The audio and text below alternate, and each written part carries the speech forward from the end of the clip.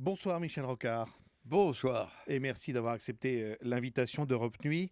Est-ce que cette COP 21 qui vient de s'ouvrir officiellement au Bourget ne risque pas d'être parasitée par la préoccupation que beaucoup de chefs d'État ont en tête et on le comprend, c'est-à-dire la sécurité, la lutte contre le terrorisme? Parasité, je sais pas très bien ce que ça veut dire. Ce qui est sûr, c'est que ça tombe en même temps. C'est pas risque. Ça tombe en même temps. On va faire avec. Mais ça veut dire que ça clarifie le débat du fait de savoir si l'humanité et ses responsables sont capables d'affronter les défis qui nous tombent à la fois l'un sur l'autre. Alors Michel Rocard, ce serait quoi pour vous un bon accord à l'issue de cette conférence COP 21 le 11 ou le 12 décembre et qui permettrait de dire cette conférence est vraiment un succès? La définition du succès est difficile. La conférence va avoir un champ multiple. Premier champ, est-ce qu'on étend l'accord sur le diagnostic? Car il y a toujours des gens, l'Arabie Saoudite, plus ou moins la Russie un peu, qui disent c'est pas vrai, il n'y a pas de réchauffement climatique, ou du moins il est soluble, et c'est des histoires que racontent les intérêts pétroliers d'Occident pour nous affaiblir. Si on enregistre une diminution de cette pensée et un élargissement du diagnostic, c'est déjà un gros succès parce que ça permettra de meilleures négociations de détail ensuite. Premier point. Deuxième point, on va aussi procéder à des confrontations d'expériences faites sur les savoir-faire, des techniques nouvelles, des procédés nouveaux pour consommer moins de ressources de matières premières et surtout émettre moins de gaz à effet de serre. Cet échange de bonnes techniques peut être efficace ou ne pas l'être. Et ce sera un problème important de savoir, de mesurer le succès.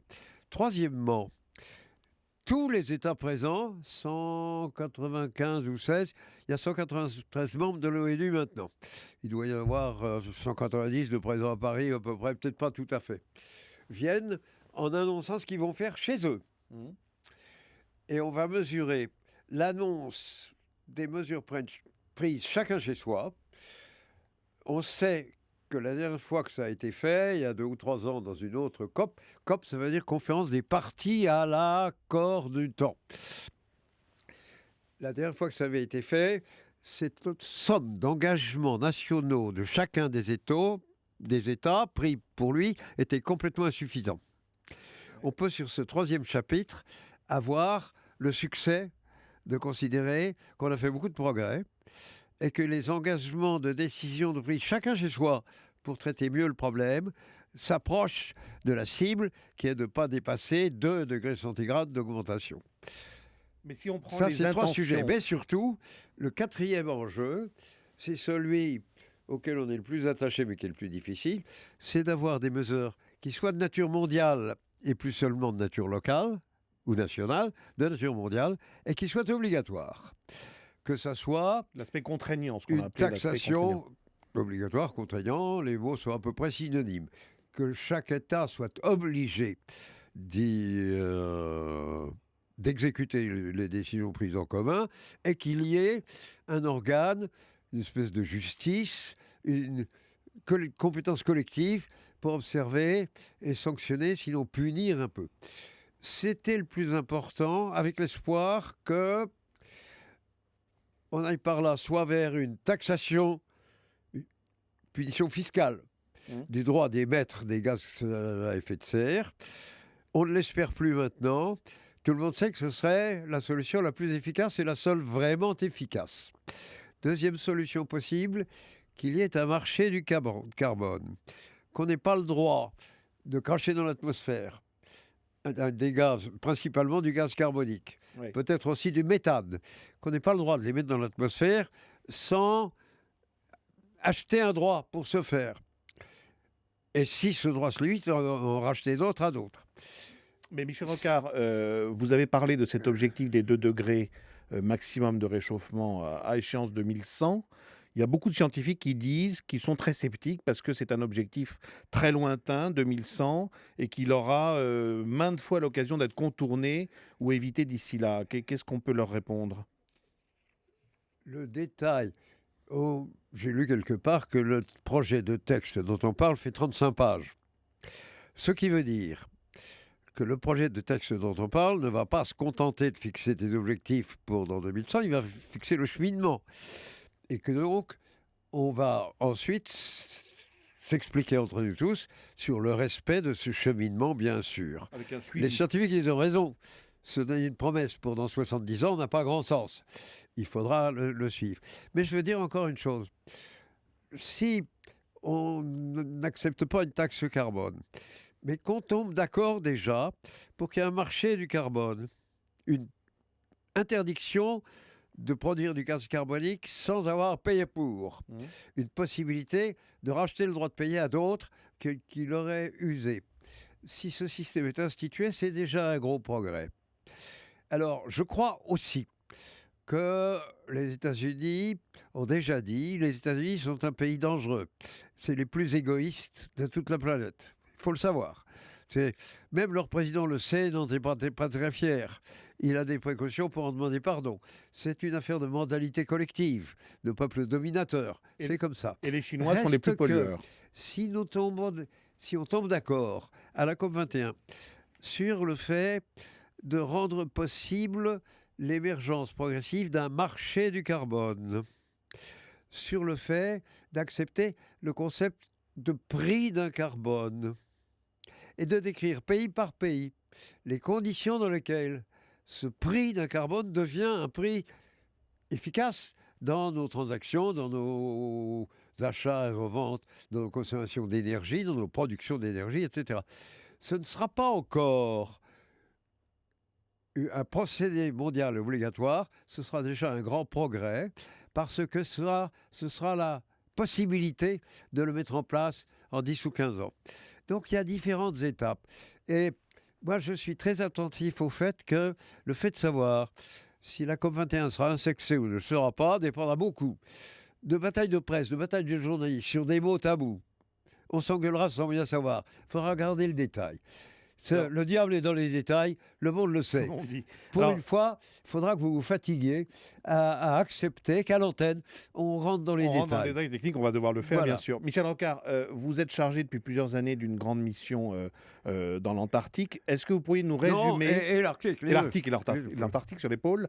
Est-ce que vous pourriez nous résumer, c'est pas facile, en une minute, l'enjeu de la fonte de la banquise par rapport à ce grand débat international qu'on a en ce moment sur le réchauffement de la Terre? Alors, premièrement, les deux pôles sont concernés de manière extrêmement différente.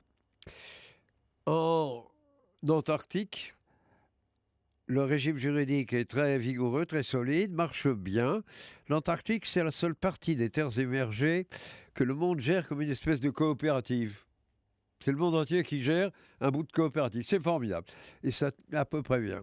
En Arctique, c'est le contraire. En Arctique, l'océan est petit, très resserré, très refermé. Et les grands riverains, les Russes, les Canadiens, les Norvégiens, c'est-à-dire le Groenland, les Norvégiens, pardon, et les Danois, c'est-à-dire le Groenland, et puis bien sûr les États-Unis, se rapprochent et se disputent entre eux. Et là, le réchauffement climatique change tout. Parce que on parle de l'Arctique depuis les anciens Romains. Ils avaient quelque idée du Grand Nord. Il y avait déjà des noms. Personne n'a jamais pu y aller. Il y a 3 millénaires de connaissances lointaines, mythiques, d'une Arctique où on ne met pas les pieds ou qu'on ne regarde pas. Et puis voilà, 30-40 ans à peine, où le réchauffement climatique transforme l'Arctique en une zone normale où on peut faire tout, n'importe quoi et le reste. De la pêche, du tourisme, du grand commerce naval, de la recherche scientifique et naturellement de la recherche minéralogique, pétrolière ou minière. Mais comment on peut empêcher ou freiner cette fonte de la banquise qui est un baromètre un peu de la situation de la planète? La mission qui m'a été donnée à moi n'est pas celle-là. La mission qui m'a été donnée, c'est de faire qu'au fur et à mesure que l'Arctique devient une zone utile, on se donne en commun, on n'y arrive pas. Pour le moment, c'est raté. Des règles du jeu sur la manière dont on fait du transport, du tourisme, de la recherche scientifique ou de l'exploitation d'hydrocarbures, en respectant, pardonnez-moi, des règles communes limitatives des dégâts. Comment on fait pour économiser? Ça, c'est ici. La COP 21, elle va avoir pour objet d'essayer de diminuer le réchauffement climatique. Et ça ne peut pas partir de l'Arctique, ça part des zones tempérées, ça part de là où on émet le gaz carbonique et le méthane, c'est-à-dire de là où on émet les gaz qui font le réchauffement climatique. Et ça, c'est les zones industrielles à température modérée. Donc c'est bien l'enjeu de la zone de la COP21. C'est pour ça d'ailleurs qu'à la COP21, je ne suis pas un acteur, moi, je ne suis pas invité. Vous observez, mais de près. Voilà, bien sûr, parce que je suis concerné par les résultats.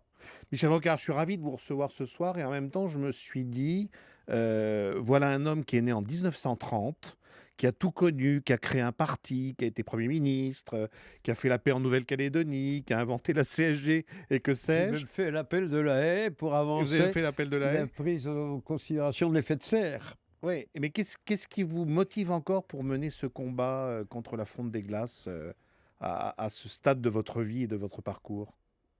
Parce que, premièrement, il faut quand même bien s'occuper. Mais deuxièmement, je suis 15 fois grand-père et j'ai un peu honte que ma génération laisse aux générations suivantes un monde en bien plus mauvais état qu'il n'était quand il m'a fait l'honneur de m'accueillir. Je trouve que c'est une correction de transmission d'un témoin, de passation du témoin dans des conditions convenables. Dernier mot, on a comparé le discours martial de François Hollande au congrès de Versailles au discours qu'avait prononcé George Bush Jr. après les attentats du 11 septembre 2001. Certains ont même dit Hollande, c'est Bush numéro 3. Est-ce que vous validez cette comparaison? Écoutez, je ne suis pas de cet avis parce qu'il y a une émotion plus sincère, je trouve. Le président Hollande a davantage pris en compte la sensibilité de son pays et il en a moins fait un prétexte à l'usage d'une force nationale qu'il était fier de sortir. Je ne sens pas cette même nature. Mais il faudrait les retrouver, les deux discours. C'est pas vrai. Il y a une mauvaise foi là-dedans.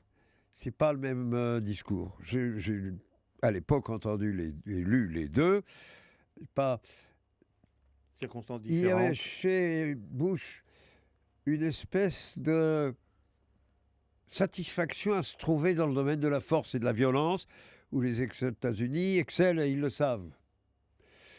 Il n'y a pas une dimension pareille chez François Hollande, qui était d'abord un discours d'émotion, mais en même temps un discours de mobilisation de nos forces de répression et de police. C'est bien normal, mais avec une plus grande légitimité. Merci beaucoup, Michel Rocard, d'être venu dans les studios d'Europe 1. Je vous en prie.